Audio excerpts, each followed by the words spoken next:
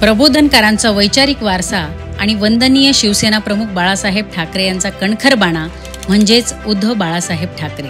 उद्धव बाळासाहेब ठाकरे हे केवळ एक नाव नसून अविरत महाराष्ट्राच्या हितासाठी न थकता काम करीत असलेलं एक वर्तमान आहे. मराठी अस्मिता, महाराष्ट्र धर्म आणि सामान्य जनतेच्या हक्कांसाठी नेहमीच ठाम आणि निष्ठेनं उभं राहणारं नेतृत्व म्हणजेच उद्धव बाळासाहेब ठाकरे. एक अप्रतिम छायाचित्रकार, उत्कृष्ट लेखक असे कलागुण असलेले आदरणीय उद्धव ठाकरे साहेब हे संवेदनशील आणि संयमी नेतृत्व आहे. शिवसेना पक्षप्रमुख म्हणून राज्यभर शिवसेनेचं पक्ष संघटन मोठं करीत असताना अनेक सर्वसामान्य कार्यकर्त्यांना बळ देण्याचं काम त्यांनी अविरतपणे केलं आणि आजही सातत्याने करीत आहेत.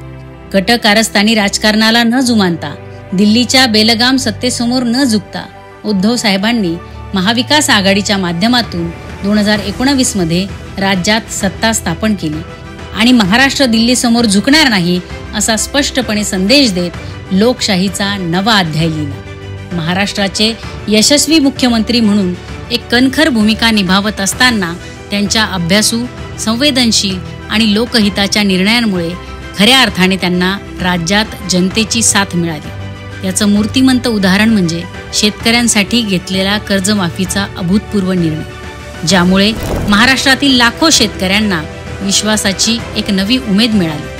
कोरोनाच्या भीषण संकटात महाराष्ट्राचं नेतृत्व त्यांनी कुटुंब प्रमुख म्हणून केलं. संयमित निर्णय, प्रशासनावरचं नियंत्रण आणि जनतेशी असलेला थेट सातत्यपूर्ण संवाद त्यांच्या नेतृत्वावर जनतेचा विश्वास अधिक गडद झाला. मुख्यमंत्रीपदी कार्यरत असताना त्यांनी राज्याचं न्यायावर आधारित असं सर्वसमावेशक नेतृत्व केलं.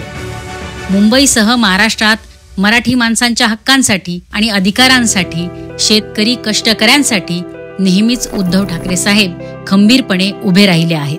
आज महाराष्ट्रात लोकशाही आणि मराठी माणसाची अस्मिता, मराठी भाषा धोक्यात असताना अखंड महाराष्ट्राच्या एकतेचा ध्यास घेत महाराष्ट्र धर्म समर्थपणे निभावित आहेत. असे सर्वसामान्यांचे कैवारी शिवसेना पक्षप्रमुख आदरणीय उद्धव साहेब ठाकरे यांना वाढदिवसाच्या हार्दिक शुभेच्छा.